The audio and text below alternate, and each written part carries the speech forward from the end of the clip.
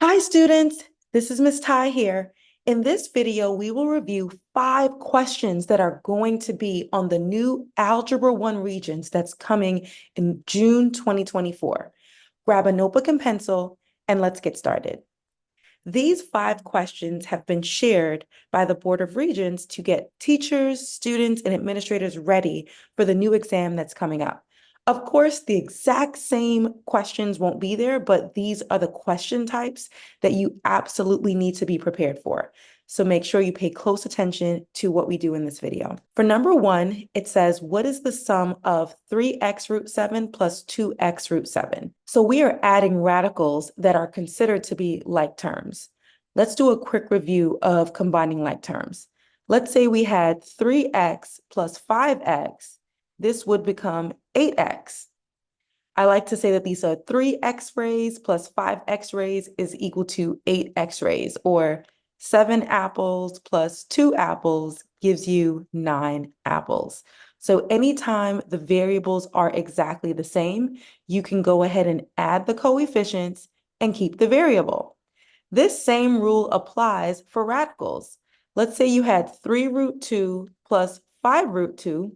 You would have 3 plus 5, which is 8, and then you would keep the radical 2. So take a look at our problem. We have 3x root 7 plus 2x root 7.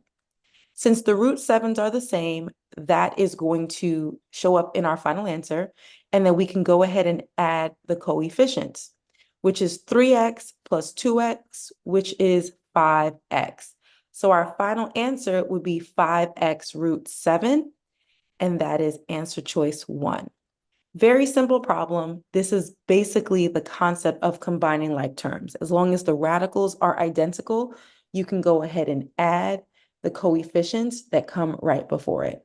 Let's continue. Number 2, what is an equation of the line that passes through the points 2, 7 and -1, 3? It makes sense to start off with the answer choices to take a look at how the answers are showing up. So this is clearly point slope form. Point slope form has the formula y minus y1 equals m times x minus x1. And the 2 pieces of information we're going to need is the slope, and we're also going to need one of the points, right? We're going to enter in one of these points. So just by taking a look at these answers, you can see that the point 2, 7 is being used. And the only difference in the answer choices is that in one case, the 2 came first and then the 7 came second. And then in another case, the 7 came first and the 2 came second. So you can tell that the exam writers decided to use the point 2, 7. And we know that 2 would be represented by x1 and 7 would be represented by y1. So let's plug in what we have so far. I know that 2 is going to be replaced with x1 right over here, and 7 is going to be replaced with y1 over here. So I'm going to go ahead and update my answer with this new information. So we have y minus 7 equals m times x minus 2. Let's take a look at our answer choices. So automatically we can eliminate answer choice 1 and answer choice 2. Now the next question is, what is the difference between answer choice 3 and 4? The only difference is the slope. So now we're going to go ahead and calculate the slope. Is it 3/4 or is it 4/3? Let's take a look. The slope formula is y2 minus y1 over x2 minus x1. I'm going to go ahead and label the other point that we're working with here. So we have x1, y1, and we're going to call this one x2 and y2. Let's substitute.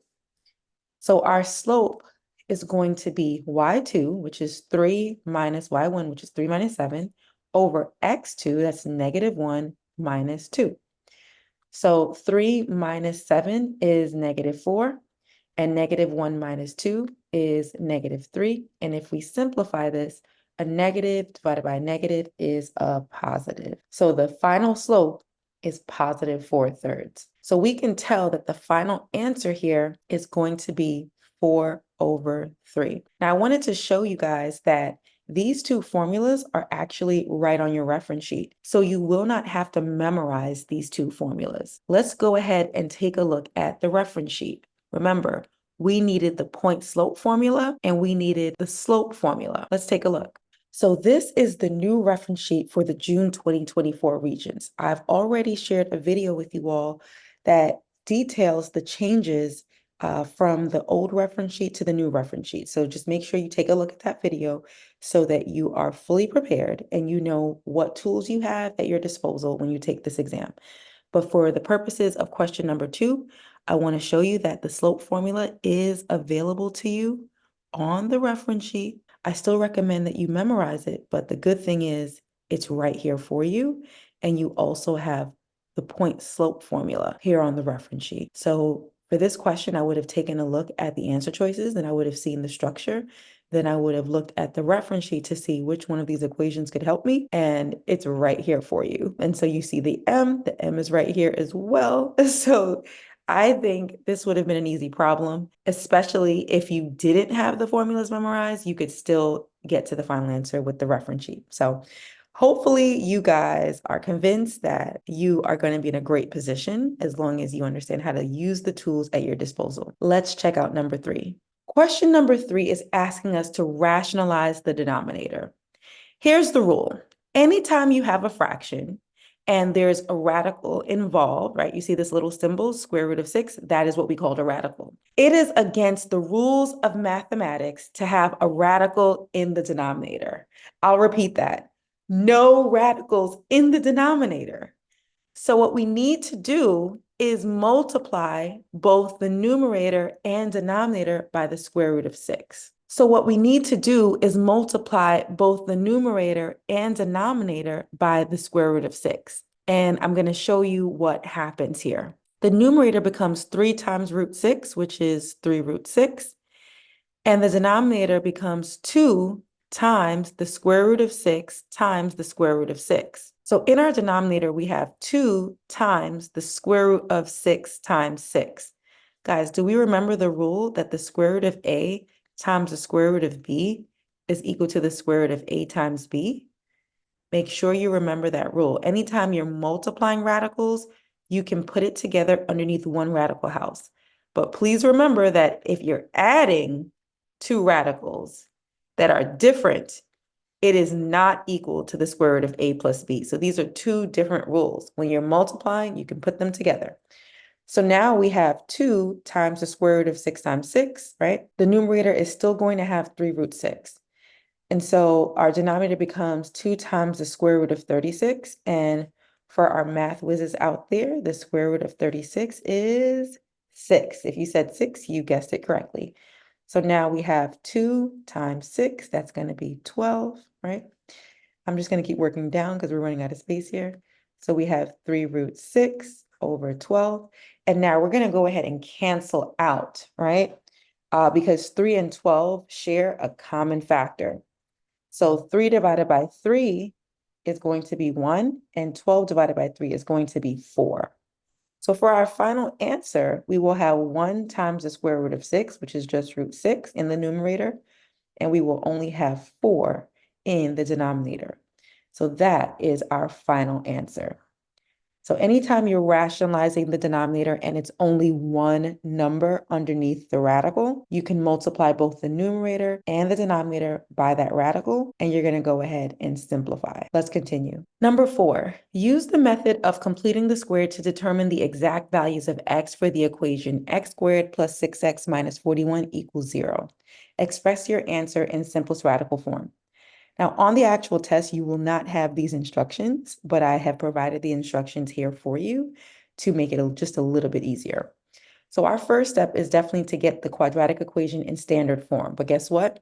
They provided that for us. For anyone who has forgotten, standard form of a quadratic is ax squared plus bx plus c. And this formula is actually on the reference sheet.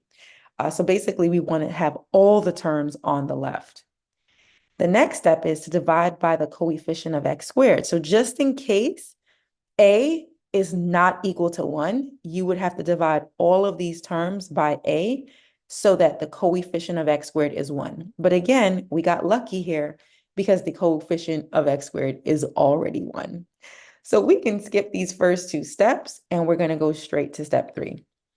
And step 3 tells us to move the constant term to the right-hand side. So we have x squared plus 6x minus 41 equals 0. We're going to add 41 on both sides. And now we have x squared plus 6x equals 41. So all we really did so far is we moved the c term to the right. The next step is to take the coefficient of x, right? And we're basically going to add b over 2 squared to both sides.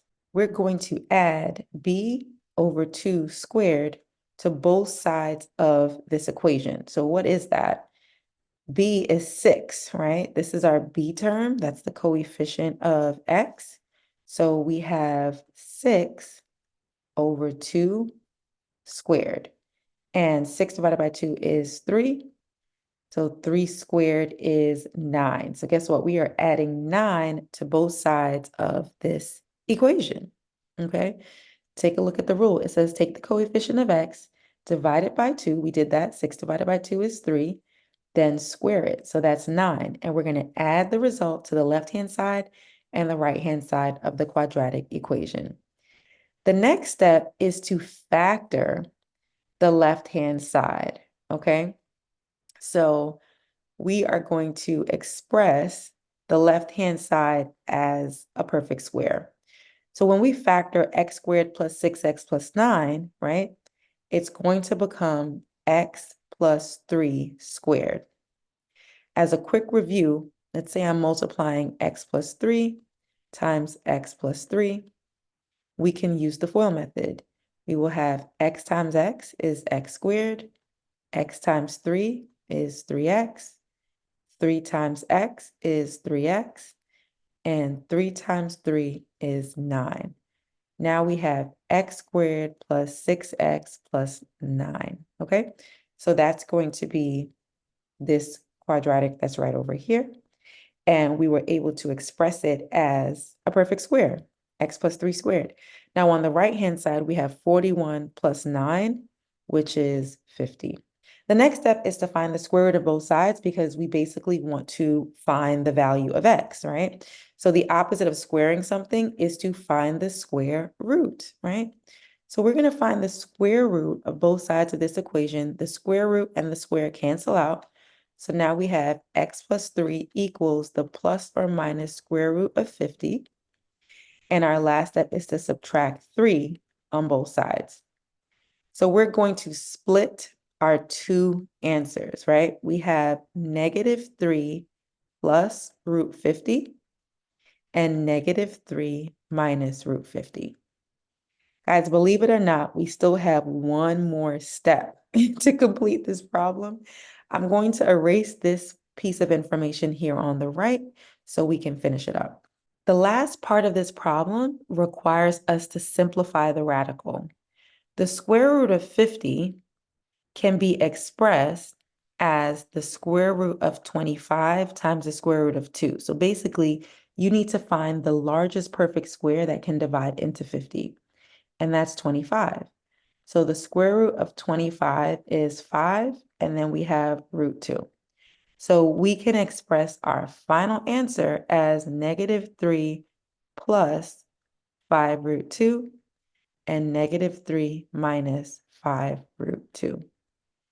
That is the exact values of x for the equation x squared plus 6x minus 41 equals 0.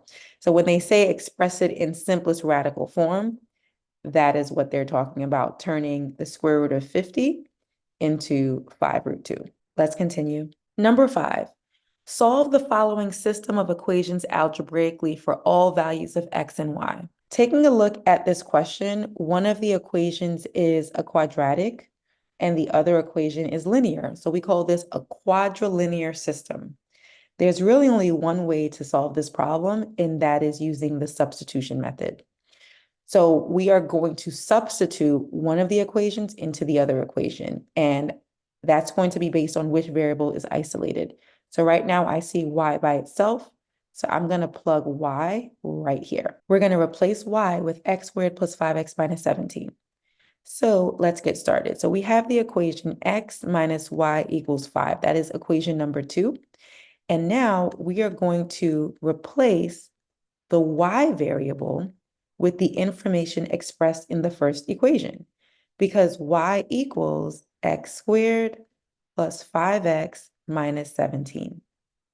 Now that we have the value of y, we can go ahead and distribute this negative right outside here. We can treat this as a -1. So we will distribute -1 to each of the terms inside the parentheses. So let's see what we have. We now have x minus x squared minus 5x plus 17 equals 5. And when we combine like terms, notice that x and -5x are like terms. So we now have -x squared minus 4x plus 17 equals 5. Our next step is to subtract 5 on both sides. So we will subtract. Now we have -x squared minus 4x plus 12 equals 0. For me personally, I don't like to see that first term, the x squared term, to be negative. So I'm going to go ahead and divide everything by -1. So if we have -x squared minus 4x plus 12 equals 0, and I divided every last one of these terms by -1, we would have x squared plus 4x minus 12 equals 0. The last step is to factor. To solve a quadratic equation, you should always try the factoring technique first, and if that doesn't work, then you can use the quadratic formula or the completing the square method. But right now, I notice that we have -12 and 4. So the question is, what two numbers, when you multiply, you get -12, but when you add, you get 4? Those numbers are going to be 6 and -2. 6 minus 2 is 4, and 6 times -2 is -12. So we can express this quadratic in factored form. We have x plus 6, and we have x minus 2. Now that we factored the quadratic, we know that the two values of x is actually going to be -6 and 2, because you're typically going to take the opposites. You can check out the video that I provided on how to find the roots of a quadratic so that you can see why this is the case. But basically, you're going to just take the opposite of these numbers, right? We have a +6, so it becomes -6, and we have -2, and it becomes +2. Now let's clear up our screen so that we can go ahead and find the values of y. We know that x equals -6 and 2, so our next step is to find the y coordinates. Recall that a quadrilinear system is basically a quadratic, which is a parabola, and some sort of line that goes through it. The line can intersect the parabola at 2 points, or 1 point, or 0 points. But in this case, because we have two values, x equals -6 and x equals 2, we know that the line is intersecting the parabola at 2 points.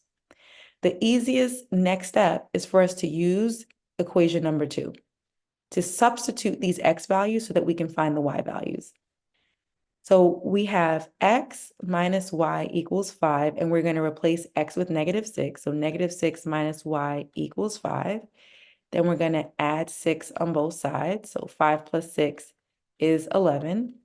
And we'll divide by -1 on both sides. So y equals -11. And on the right-hand side, we have x minus y equals 5, or 2 minus y equals 5. We can subtract 2 on both sides.